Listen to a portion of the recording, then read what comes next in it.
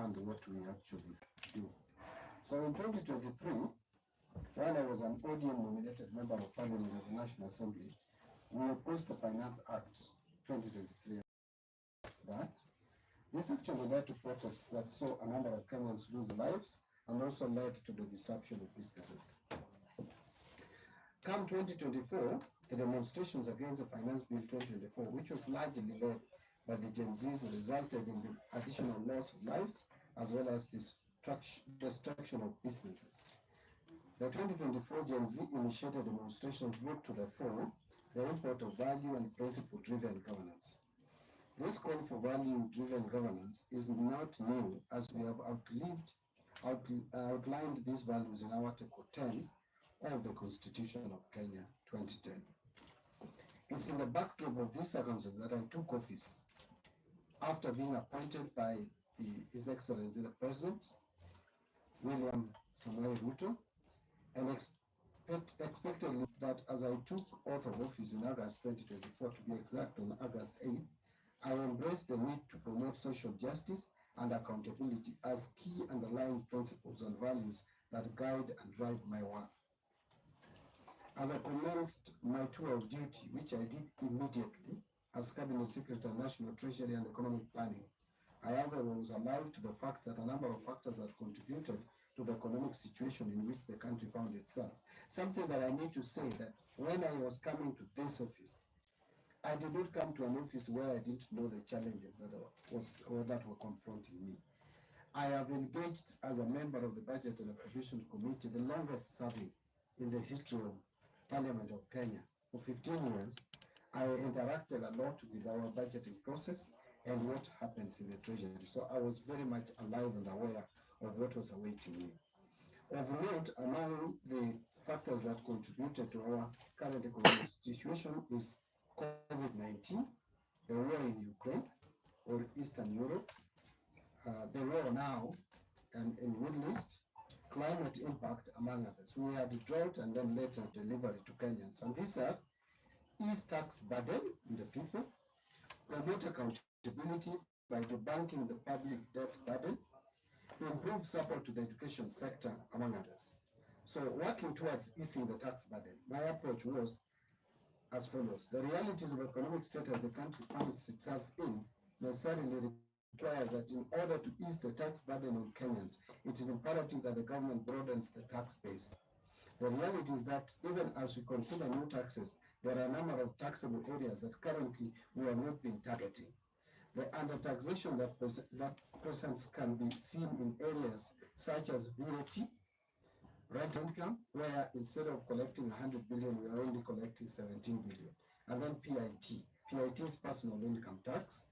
For those who may not understand, we have so many professionals across the country. Those who even treat you when you are sick as private doctors. There are lawyers, there are accountants, there are all kinds of professionals, engineers. Very few of them pay taxes as is required. Therefore, to broaden tax base, we are coming up with a system that will enhance visibility and will help us understand and see the taxpayers and ask them to pay. I don't want us to militarize tax collection. We must do it in a way that people understand that paying taxes is a responsibility. Government is the single largest buyer of goods and services. If you give them money and it is used prudently, and I want to emphasize that, it is used prudently. Therefore, we are able to again get it back to the business community by purchasing goods and services and then paying tax. So the cycle keeps on repeating. To impact this agenda, I have initiated the digitization of KRA. This digitization is in line with Kenya's medium-term economic agenda of fiscal consolidation by broadening the tax base. In consultation with the President, we have agreed on a number of reforms at the Kenya Revenue Authority, including the system reform, that is having a system that can help us collect taxes more efficiently and economically. But again, the reforms at the KRA will be more than just system. We must have serious reforms at the KRA. And to further ease the tax burden on Kenyans, the National Treasury, under my stewardship, has initiated steps to reduce pressure on the lower tax cadre by promoting robust economic growth. Actually, I mentioned that we must, in the medium term, lower taxes. We must lower the tax rate. We must lower the VAT rate. We must strive to also even reduce the corporation tax from 30 to 25%. Why? And it is in our tax policy. Why? So that we can release pressure on the companies, on taxpayers to even employ more Kenyans. Because the single biggest challenge we have now is how do we employ our youth, our working class who come out of school and come out of colleges. This will happen through the deliberate effort of injection or more liquidity into the market, which we have started through the paying off of pending bills. If you ask Kenyans today, the fundamentals are working. For those who may not know, that Kenyans still keep on complaining about we don't have money in our pockets. That, in a sense, is just saying that we have challenges with liquidity in the economy. And the solution to liquidity in the economy is two. Number one is to see how to reduce the lending rates that the banks would lend to the private sector by lowering CBR rates and encouraging the banking sector. And I'm happy we have just come from a meeting with the Kenya Bankers Association. We want the interest rates to come down so that banks can give more money to private to the private businesses to create more job opportunities and to have money in people's pockets.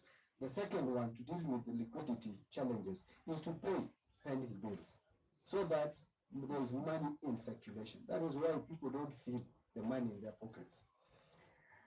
To promote good governance, this is the approach of the National Treasury. The National Treasury plays a pivotal role in the management of the country's financial resources. Given the current reality that pushes the country to borrowing, coupled with public trust deficit, transparency in the position of the country's debt situation is key in guiding the national conversation. Remember, Kenyans have been asking even before I came to this office, what is our exact debt? Who do we owe? And how much do we pay in terms of repayment? I'm saying that we must look at the debt situation and have public audit of this debt. I want to report to you that I have engaged with the Auditor General. She has commenced audit of public debts. And this ministry is cooperating fully in providing documentation to the Auditor General so that we can know the exact, so that Kenyans can have confidence in our records in terms of public debt situation. I am particularly proud that I have been able to initiate collaboration, as I say, with the Auditor General, with the firm support and undertaking of the National Treasury for an independent audit of the public debt. And I have the support of His Excellency, the President, of this. In addition, in enhancing good governance, the concerns that have in the past been raised to the effect that we have a tendency to plan or budget unrealistically is also being addressed. We are not going to come up with revenue estimates that are unrealistic, that are not achievable. We will base our estimate on the previous financial year and focus based on the happenings in the economy. And we are giving more capacity to the State Department, which we call economic planning, because we have National Treasury and economic planning. The current budget process that we commenced is based on zero-based budgeting, meaning we are starting all ministries, state departments, agencies, MDS, all of them are starting from zero. You have to justify every coin that you are seeking or requesting from the National Treasury and from the people of Kenya. This will go a long way in getting government to budget realistically. Another positive step that the National Treasury and Economic Planning has initiated under my watch is the digitization of public procurement. The benefit accruing from the digitization of the procurement system will improve governance and reduce opaqueness that leaves room for widespread corruption. We are trying to reduce human interface with the system, end-to-end procurement system. It will interest you that when I came, I asked where is the digitization of the procurement system. Where has it reached? I was told that we needed 560 million, which is not in the budget. I used the power that Kenyans give the office that I occupy today, that is, I can sign off a budget for something that was unforeseen or something that has become very necessary under Article 223, and that money is available and the procurement process of this system has commenced. We want to automate, we want to digitize our system from budgeting, procurement, cash payment to the use of goods and services. That will reduce the chances, I can just call straight theft of public funds, which we have baptized as corruption. The National Treasury is responding to public discourse. Under my watch, deliberate effort has been initiated, such as opening up more to public scrutiny. Transparency to the largest extent possible is important if the government is to gain the people's trust. I am happy that people's expectation of the government has gone down.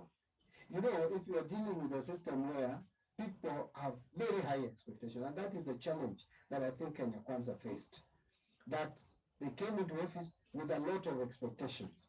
People had too much expectations. I am happy that expectation has gone down. Now we can work properly. Now we can reason. Now we don't have to be unrealistic. We have to be realistic and to demonstrate that we can make a difference in people's lives. We still have time. 2.5 years is not a short time. It's only 2 years that are gone past. So as an administration, we must work towards ensuring that we deliver on the promises that were made. Unfortunately, I was not part of Kenya Kwanza, but those promises that were made are basically what Kenyans need, and I'm a Kenyan, I know what Kenyans need. So towards this end, accountability will be enhanced with the coming into effect of accrual accounting system, which has now been initiated in my term in office. Accrual accounting system, for those who don't understand, is where now all the government liabilities will be captured in our balance sheet, in our financial statements, not like the way it is today, where pending bills form footnotes, and it can be changed that way. This will address the concern around ghost projects and realize value in the use of public resources. We will not have ghost projects anymore. Improved support to and for a strengthened education approach. I think I'm just about to conclude. So when I came into office, my concern, like many Kenyans, was to ensure that the new education model that aims to improve the quality of graduates that we release to the economic market works. Towards this end, my ministry aligned resources to ensure that students were able to report without delay. Remember, there were fears that the new cohorts would come next year because there were no resources. We made sure that there were resources available for the same. I am aware and alive to the fact that there are challenges with this new model. But like any other new thing, I want to ask Kenyans, if something is not working and you come up with something which you think may work, if you're facing challenges, don't go back to what is not working. Make sure you improve the new system to make it better. The same thing with education system, the same thing with the health system, what you call SHA, which is basically an authority managing 3 funds. If it is facing challenges, let us look for ways how to make it better, but not to call for going back to NHIF, which actually did not work and may not work and may not work. Additionally, the funding for building of classrooms has been effected jointly with the national government constituency development funds. We gave money that we should have given, I think 3.4 billion, which should have come from the ministry through the Ministry of Education. And I gave money also, as a ministry, we gave money to the national government constituency development funds to match the same and construct classrooms, so that when that first cohort is coming, then there will be classrooms. And this was done even in the face of cash constraints that Kenya finds itself into or herself into. This effort will go a mile in ensuring that our endeavor as a nation to realize the best of this still relatively new education model sustains. In my concluding remarks, in about 50 days in office, This is the work I have initiated.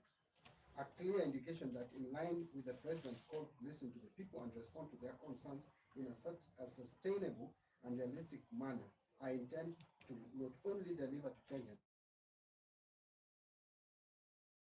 that I have commenced, I intend to focus on public-private partnership, PPP, as this undoubtedly, if adequately managed, is one invaluable avenue of infrastructure development while achieving value for money. I am emphasizing this because it is clearly realized that we need to communicate better to Kenyans, especially on the issues of PPPs. We need to make Kenyans understand what PPP is all about. Let me tell you, the truth of the matter is that these mega infrastructural developments, we cannot finance them from our balance sheet. We cannot finance them from exchequer. We'll be lying to ourselves. Therefore, we need a partnership that does not put strain on our exchequer and also does not commit us to additional loans, which we don't even have the fiscal space. What would you do? You engage, and that is happening across the globe, everywhere. Infrastructural development are done through partnership with the private sector. Whether it is Adani or someone else, I don't know, so long as it is an organization or an individual who has the resources to invest and has the capacity to do. In fact, I was asking, like the case we have with JKIA, what is the worst that can happen? Because these are people who are coming with their money to invest. The worst is that they may not, one, give us a fair share of the revenue that is going to be generated. Or two, they may be inefficient. If you use KIA, you will realize that the current arrangement is not working properly. We will lose out to our competitors in the region. Rwanda is coming up very strongly. Ethiopia has developed its airport. Kenya must follow suit. We must do it.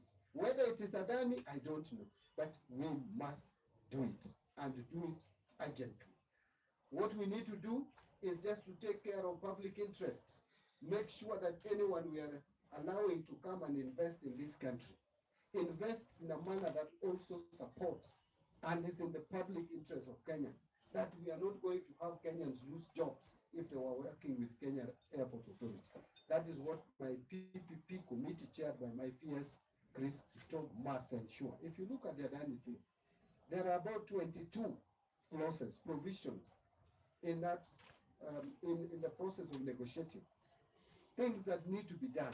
So we just need to make sure that those things are done, negotiations are done properly, identification of the person we are engaging in PPP is done procedurally and done without compromising our systems. If we do that, then we will have this mega project concluded.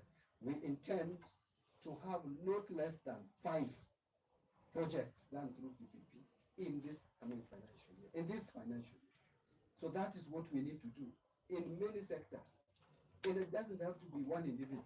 We must make sure that we open to many, many participants to attract direct foreign investors to come to this country. Let us not scare them.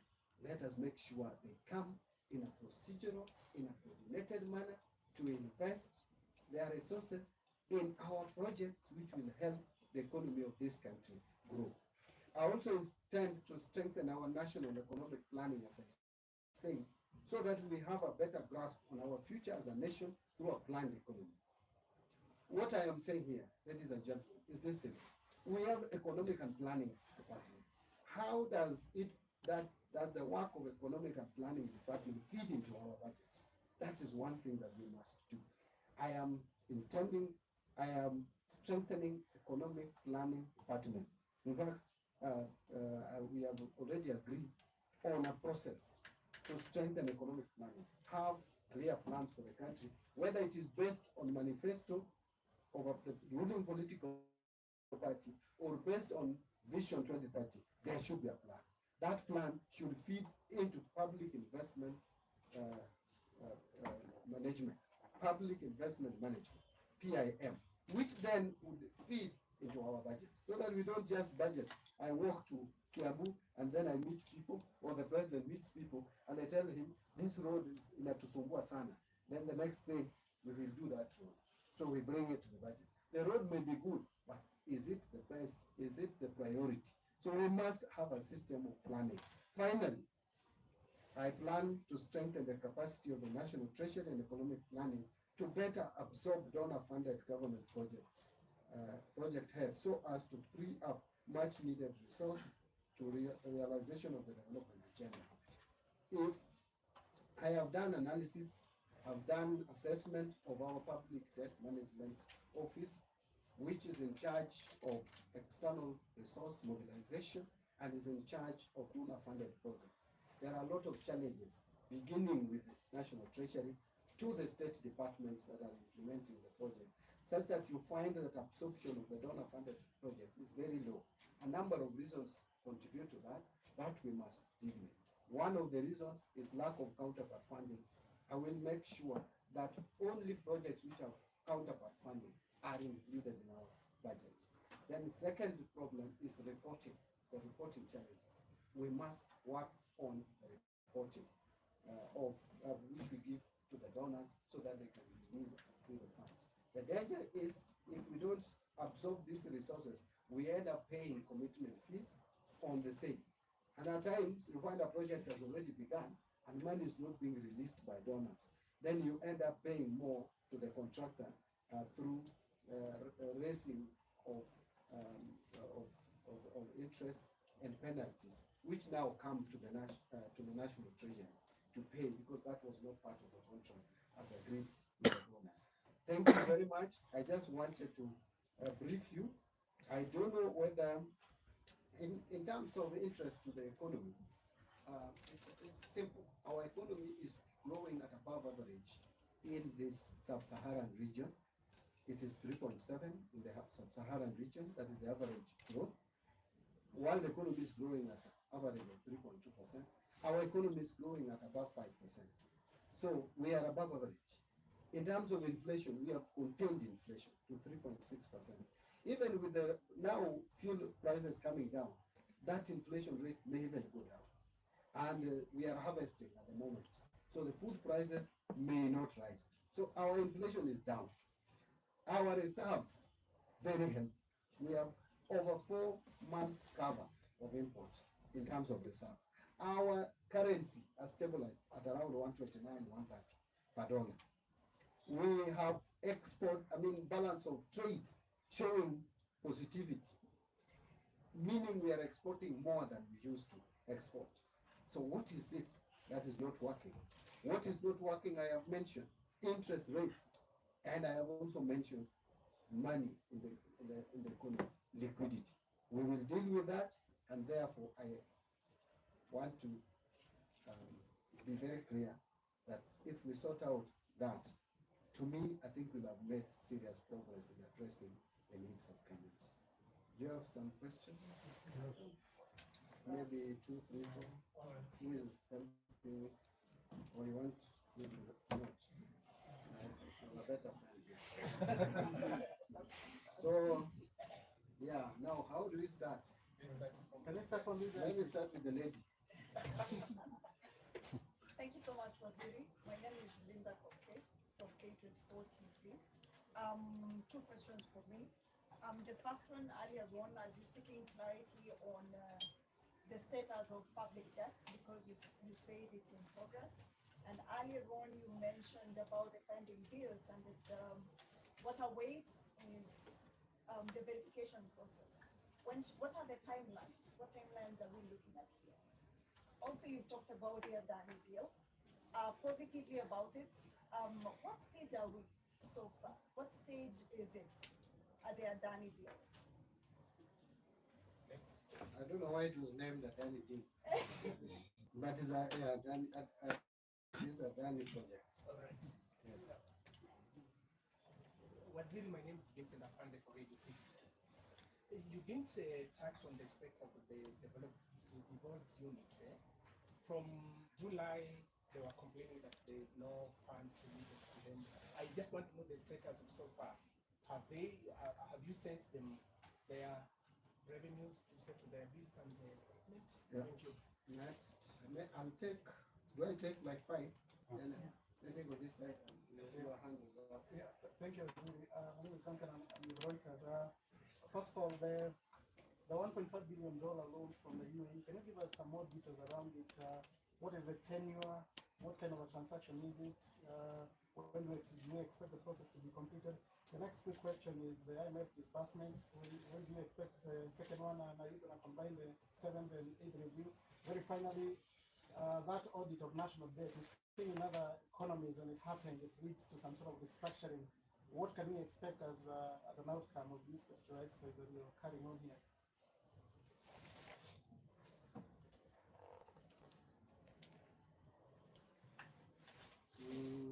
Perhaps a question from me. I'm Clay Bayoko. I represent the Western African. I didn't spoil it. I'll give it to the lady and I'll come to you. So that we just exercise power. Thank you. So my name is Caroline Jenga from ABC. My question is on, you mentioned about the education model and also the building of classrooms, but there has been also a lot of concerns about the status of the funding for the junior secondary schools. When you got in, you said you had funding already for, you source of funding for junior secondary schools. I'd like to know how far you have gone with that, and also on the current political climate. We've seen the regarding Ashanti impeachment motion.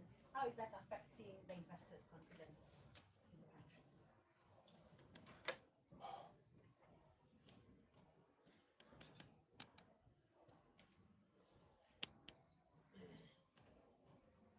No, my friend, you can go. Okay, thank you very much. As I introduced myself before, I'm Clay Bayoko. I represent the Western African and have a small following which prides itself as an intellectual vanguard of the country. And my question is on pending bills. Religious leaders have come out today to say that the government owes them about 7 billion in terms of pending bills. That's National Council of Churches of Kenya, Supreme Council of Muslims, and National Council of Bishops. Okay. In terms, they run around 1,300 hospital facilities, and they say that the government owes them around 7 billion in terms of pending bills. Can you comment about this, and perhaps when can they expect this payment? Maybe the last one, let me give you, then maybe I'll take 2 or 3 more later. Thank you. I'm Herod Law from the African Report. You know, pardon? Herod Law. Hello. You mentioned about KT reforms. Maybe are we expecting to have another tax ban for the wealthy or the rich? Secondly, Pardon, can you repeat that question again? are we expecting a new tax ban? The other question is on the, you mentioned about debt swaps through the recent borrowing plan. Can you get a portion of the external debt that will be used of debt swap? And lastly, there has been IMF renewal plans. By December, we expect them to combine the 7th and 8th review. After that, are you going to seek extension of the 38 for this month's IMF year? That is,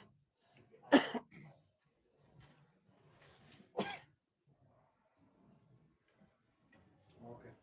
Let me answer the ones that have been asked. In terms of auditing of public debt, Linda, of K24, in terms of audit of public debt, I wouldn't give timelines because that's being conducted by Auditor General, and you know very well that that is independent. The only thing we can do is to request them to come in and audit. That is allowed in law. But the moment they have come in, and they came in a couple of weeks ago, I think now 3 weeks, we did a meeting here in my boardroom with the Auditor General Hati. That was an entry meeting. So I know they are going on. The documents are being provided. Once they are done, it is complete. And I know they know the pressure that this thing needs to come out quickly so that Kenyans are get to understand what exactly is going on. So that's, then we will have an exit meeting, and then the report will be released by the Auditor General. On pending bills, we have, yes, a pending bills verification committee, which was supposed to conclude its assignment by October.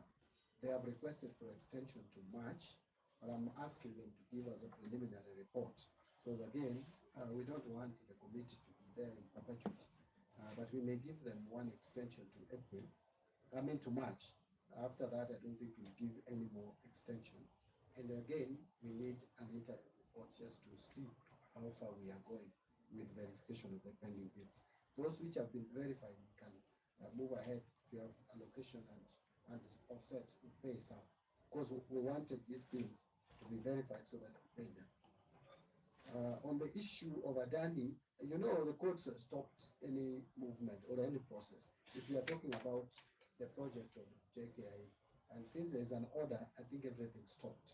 Where did it stop? It stopped at the negotiation stage, where now we were to the contracting agency was to negotiate together with the Directorate of PPP and the line ministry were to negotiate now with the private developer on certain terms, including how much they will pay us, how they will run the airport. The issue of staff was being discussed. How do we transition staff from KAA to work? Those who are working in JKA. So there are a lot of things which needed to be negotiated, but I think the courts have stopped the process. Funding to counties was not the problem of exchequer as such. It was largely a legal issue. There are people who felt, legal experts who felt that we could not give counties money unless Parliament passes county allocation of revenue bill and county division, the division of revenue bill. We introduced another division of revenue bill which is in Parliament. County allocation of revenue bill is still in Parliament, both houses. But again, there are some of us, including myself, who believe that even without the two laws, we could disburse up to 50% of the previous year's allocation, and that is based on our regulations, but again, affirmed by Supreme Court decision. I personally wrote to the Attorney General to get the legal advisor to the government to get her opinion, which she gave, and it was in concurrence with my thinking, and so we started disbursing funds. We disbursed funds for the July, 32.8 billion for July. So now what we are remaining with August and September. I am aware that this week we are disbursing the August allocation so that we will only be in arrears in 1 month of September. And my strategy is to have all the arrears cleared by end of this by the end of the calendar year. That is December. So we are supporting counties very well.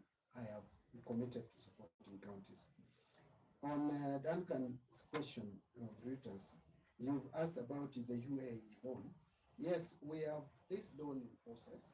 It's a 1.5 billion USD, which translated into Kenyan shillings is about 195 billion. This loan is at a rate of 8.25%, and it is a commercial loan. I want to be very clear. It is commercial loan. In our budget, we have a provision of 168 billion in the 2024-25 budget. 168 billion. So we thought if we take this money, which will be more than what is in the budget by 27 billion, we could reduce domestic borrowing with that. And this loan is cheaper than the Eurobond we borrow at 10.7%. So that is the thinking, was that this is a cheaper loan. But there are issues to be discussed, including IMF, which had expressed some reservations, because they were talking about this being an external loan and it's dollar denominated, they expose us to additional risk.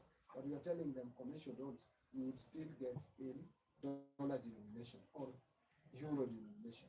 We would still go for Eurobond, which is denominated in dollars. So what is the difference? And this is cheaper than the other one. So those are the issues that we are discussing. We haven't found them out. We are looking for the transaction advisor on the same.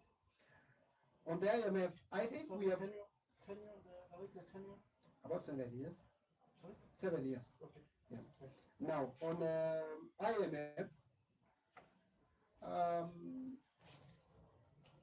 I think we have basically done with the issues that they raised. One of which we had no control over, that is the decision of the Supreme Court on Finance Act 2023, and we have said as much. We are a democracy. We can't force the judiciary to do 1, 2, 3. So I think IMF have understood that bit. There were issues around the finance bill of 2024. We told them the bill is defeated. We can't bring it back, and I think they are aligned to that. We may bring some provisions of that bill, but we are not bringing the bill back. So that I think they have understood, and we have meetings. I'm heading to Washington this Saturday for our week meeting with World Bank and IMF. It is an annual meeting. After that, I think the money or the funds will be disbursed. But even in the absence of IMF funds, we are moving on. We know how to do cash management. Actually, my strength is always on cash management.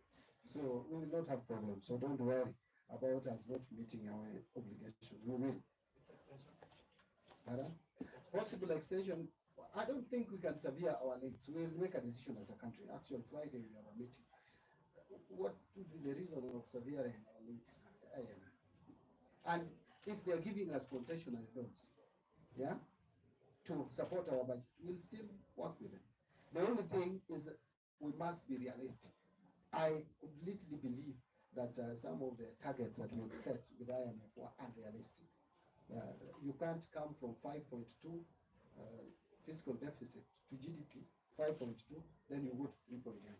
We should have come from 5.2 to 4 point something, like now we are at 4.3. Then next year we go to say 4 or even 3.8, then the following year like that. That is how you can't increase tax collection by 2% in an economy. You may cause disturbance. It's not practical. So we must gradually move to lower the pressures on our that is caused by the debt, and it has to be done gradually in the medium term. Then we balance our budget if we can, and then now we make sure that we manage the debt, and we are going to do it. Watch this space. After 1 or 2 years, you will see that the pressures of paying public debt ceases. So we will reason. Oh, there is no country in the world which does not borrow. But borrow responsibly, use it responsibly, and borrow cheaply. That is the word. Audit of national debt and restructuring. I don't want this talk of restructuring debt. When you talk about restructuring debt, it simply means that you cannot pay your debts. We cannot restructure our debts. We will just manage the liability. So that's the word that I would want Duncan to use. Manage liability. Caroline, you talked about funding to JSS. In terms of classrooms, I have said, we released the 3.4 billion, which we have added to CDF is matching the same, and we have got support from World Bank. You know that? So we are going to have classes. The other bit is about payments to the teachers, employment of JSS teachers. There is funding, but that funding is available from January. So the JSS teachers, it's clear they are going to be absorbed, but we will absorb them gradually. And I think that has been communicated even to unions. Before the unions called off the strike, we made it very clear that there is funding in the budget for employing. I think there was a disconnect that at one point I was quoted as having said that there was no money. There was no money to immediately employ the JSS teachers, but there is money to employ them from January. We have the budget. It is there. So let us hold our horses. We have their contract was extended, I think, to January. We are now in the process of recruiting them. TSC will do that, and I hope they will do a good job. In terms of current political climate and about impeachment, I did want to really talk about it because that is with Parliament. It's a parliamentary process. Let it be exhausted there. In terms of affecting the investor confidence, I don't think so. Actually, the investors should have even more confidence that we have a constitution that works. Yeah. If we can hold none other than the deputy president of this country to account, in whichever way, that is a working system. That is a good constitution. That is an environment that you should invest in. Yeah. Because you know no one is immune to malpractices. I'm not saying the deputy president has been involved in malpractices. Parliament will prove that. I saw the National Assembly transacted it. I'm no longer there. If I was there, I would have spoken. Probably I missed being there that day.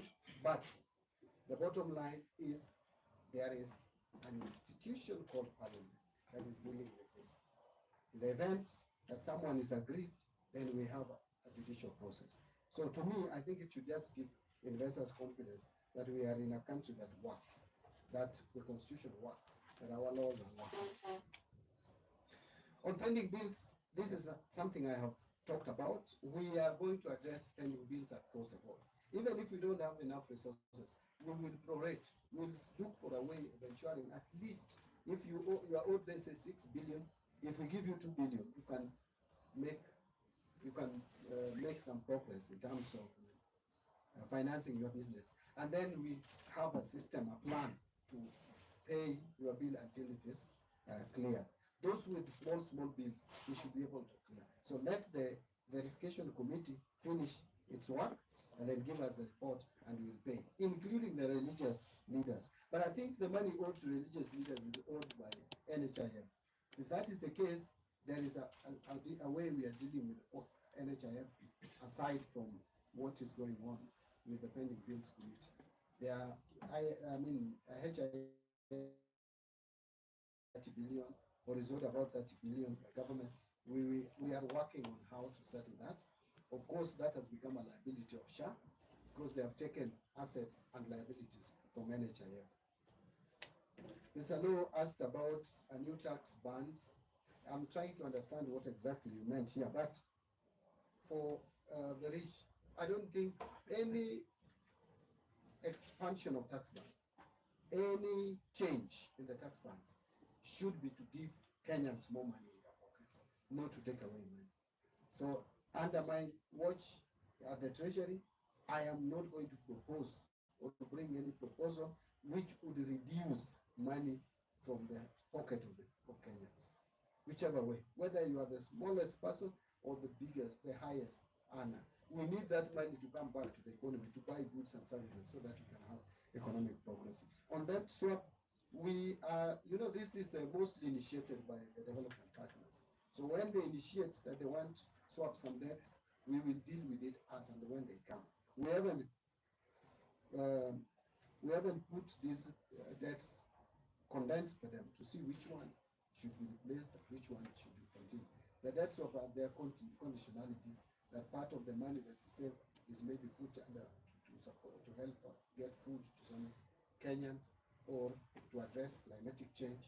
That is a report that we may give later once we synthesize it. IMF plan and whether we look for more, I think I've addressed that. But IMF, we are engaging them. We still intend to have a relationship with the IMF, and that means having another program possibly running. But I think on the current program, we don't have much problem. It's like we have sorted it out. Can I see the hands that are still remaining so that we look at it? Can I have just the 4 of you so that we don't prolong this necessary? And I will now, I thought you had asked a follow-up question on the same. Let me hear you. Is it? I hope it is just one. Yes. Still on the desktop, are you concerned that should we take such initiative, maybe the interest rate might remain high? That's why I'm telling you this is something that the Treasury is dealing with. We have the public debt department. We are also having the budget, fiscal and economic affairs department to look at all those possibilities and assess the impact it may have on anything, including the interest rates and the economy in general. So that is not something we are rushing to on the debt swaps. We are not in a crisis. Okay? Yes, my friend. Two questions. Number one, following the call from the rejection of the financial institution before, you came into office and you mentioned that there were certain provisions that you felt were good enough to return. Also, at the same time, you have the national tax policy, and you kind of worked with the same lowering VAT, CAT, and the rest of other taxes.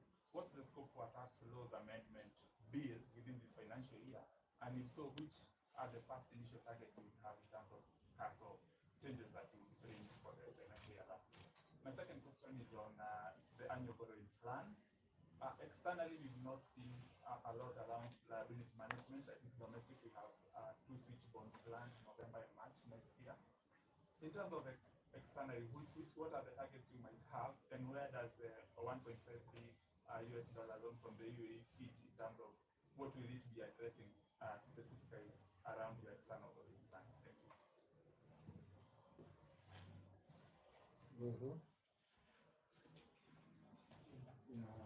Yes, I'm going to. Okay, I'm Jack from West Africa. Pardon? I'm Jack from West Africa. Jackton. Yeah. You spoke about engaging the industry players on rates. I don't know if there is a rate you have agreed on. And secondly, you've That spoken is CPR rate. yeah, cigarette. And secondly, you've spoke about the five PPPs that we're targeting. Can you mention the specific sectors? And maybe is it inclusive of JKIA and KITRAC?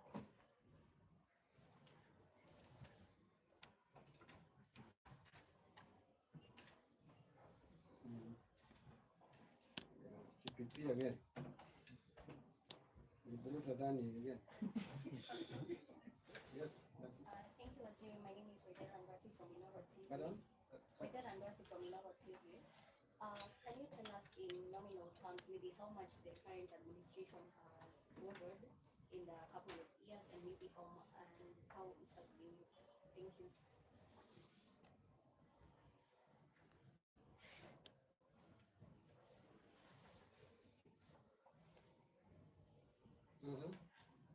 You are the last one. You look like last one. Yes. My name is Ralph. Ram. Ralph. Raf. Oh, Raphael in short. Raf. Okay. Okay. And you touched a bit on the NHIF and also on SHA, but you've also said how you prefer for your ministry not to have over-ambitious goals. Is this shift to SHA realistic according to you, and will you be able to finance the budget needed for this? Yeah, so let me quickly run through these additional questions raised. Kefa, you asked about the other revenue raising measures that I mentioned were progressive and used to be brought back. Yes, we are working on that. I asked the public to give us their opinion, and we gave the deadline to be forth. After that, we are processing the opinion of Kenyans, and we will certainly ask our parliament to look at some of those revenue raising measures. Some of them are actually not even, let me not even call them revenue raising measures. These are tax administration issues. Some of them are not even raising revenue. Some of them are giving out even the money, like the reform on pension, so that those who have retired should get their pension without paying taxes on pension. Because currently, you have to wait until you are 65. So some people retire at 60 and they don't want to pick their pension, waiting for 5 years to get it. They die before the 60. The 5 years are up. And so why would you do that to senior citizens who have? So that is one of the proposals. The other one is on tax amnesty. Just saying that those who have previously accumulated some taxes due to various reasons, probably economic hardship, if now you are able to pay it, please pay it without the penalties and interest. If we allow that for another 1 year, how does it hurt Kenyans? There is this something that I'm so passionate about: the tax expenditure, the tax claim, the VAT claims. There are commodities which we are cautioning Kenyans, like the bread. The mistake that was done, in my view, was to propose taxation of bread at 16%. That is not very good for consumers of bread, who are the majority in this country. But we need also to remove, for example, bread from being zero-rated to exempt. I know many people say that zero-rated are cheaper than exempt, and I agree. But the benefit is never passed to the consumer. The business people are the ones who enjoy the benefits. And the worst part of it is when you allow these zero-rated commodities, these guys will come to claim money that they should not even claim. That is why you hear them say that there is no need of employing bakers if you can employ accountants to cook your books and you go to KRA and get your money. So they cook books, go to KRA and pick money. If we remove zero-rated commodities and reduce them maybe to only exports, the effect will be huge. The tax leakages will be sealed, but Kenyans will not suffer because it is still exempt commodity. The benefits of zero rating is not going to them anymore. Why should we finance a few business people, make them millionaires at the expense of Kenyans for nothing if the benefit does not pass to Kenyans? So that is something that we need to look at. In terms of annual borrowing plan, and we are not targeting external borrowing for reduction. First, you deal with the most pressing problem. And the most pressing problem, Kefa, at the moment is domestic loans. Let me tell you this. Our external loans and domestic loans are almost 50-50. External loans constitute about 48%, 49%. Domestic is 51%. Yet, in terms of debt servicing, we pay only 261 as debt service cost to external loan. But we pay over 700 billion, 750 billion to service domestic debts, meaning domestic debts are too expensive. I know external loans also exposures to foreign exchange shocks. But Kenya, apart from early this year, because of the scare of Eurobond failing to be paid, is when the shilling jumped to around 160. It has come down. We have not been having a high fluctuation of our shilling to worry us about external borrowing. We must deal first with domestic borrowing, reduce it to bare minimum so that we don't pay so much to service our debts. Jackton, have we engaged the industry on rates, the interest rates? Yes, we have, including today. And the banks are promising very clearly that they are likely to reduce the rates, the interest rate chargeable to Kenyans, chargeable to private sector. We have committed through the president, has spoken in the function that I've just left, has committed that government will provide data, provide information, provide statistics to them, to Kenya Bank Association to use, and so that Kenyans can access cheap loans. So we may not talk about how much. These are figures that, these are macroeconomic fundamentals that have to be discussed and agreed to between the central bank and the banks. If you ask me, the CBR rate should be around 10%, not even 12%. 10% or even a single digit. What makes us think that banks cannot make money by charging single digits? They can. PPP, you're asking whether, which are these? We have committed as a performance contract 5. But PPP, especially PIPs, they are not things you can determine early in advance. People come and express interest. So we're just putting it as a target that we will have about 5 projects. Already in our 5 projects, JKIA had started. If courts can clear and allow the process to continue, it would be one of the projects to be implemented. In fact, we should start with it. JKIA must be developed. Yesterday, I just landed at JKIA. We took almost 30 minutes to get out because it is locked. It is locked. The door is locked. You don't even know why it is locked. Then we are told, oh, you should have gone through this other route. No one is even there. If you go to this international airport, I don't know how many times you people travel. If there is no arrow showing you where you are going, you will find people standing there, very pleasant, telling you where to go, the exit. In JKA, you sometimes land there, you have nowhere even to go.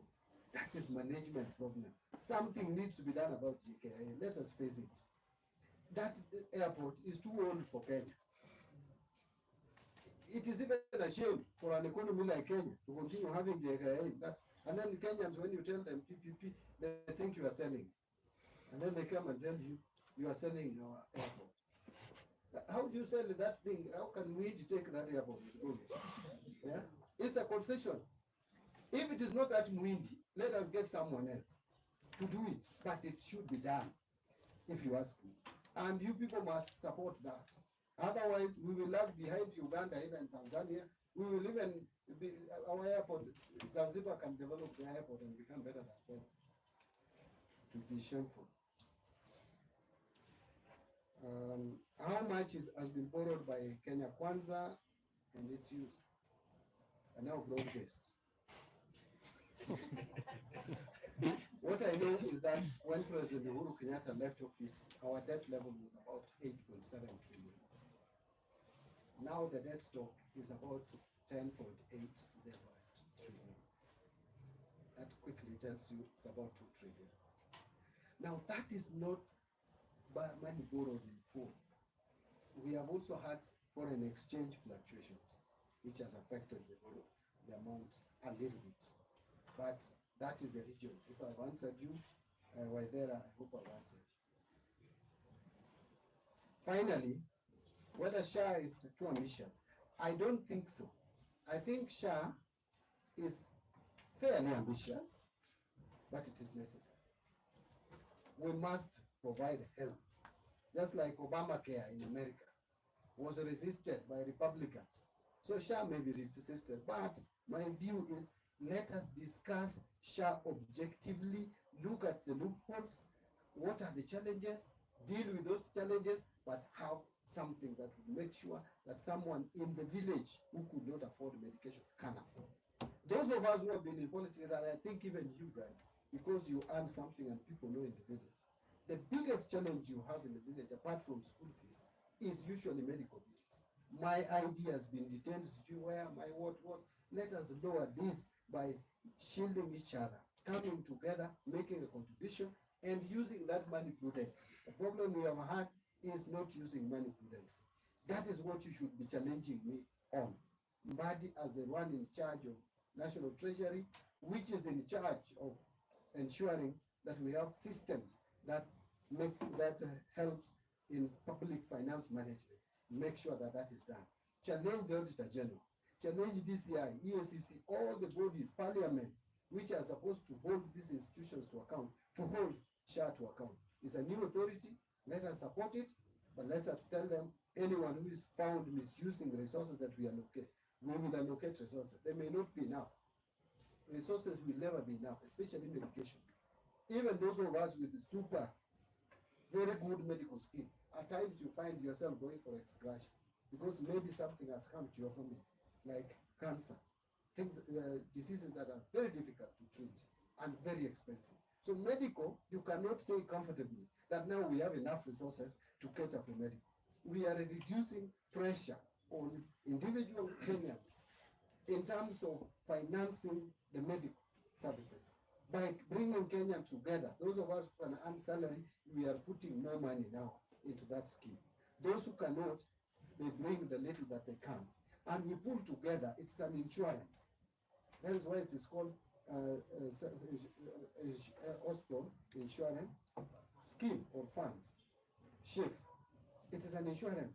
There is also the primary healthcare insurance to take care of diseases which could come, which could be prevented at source before they become serious. And then finally, we have the emergency and chronic illness. Those ones, that is another fund to take care of those issues that I talked about, like cancer, diabetes, etc. So, ladies and gentlemen, that is what I would say for today. A lot will be said later, but that is what your CS, the National Treasury, the Economic Planning, had for you. Thank you very much. God bless you. Have a good day.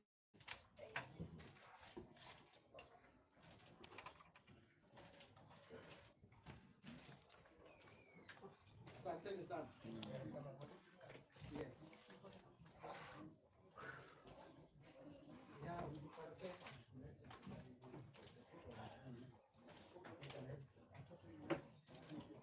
Thank you very much.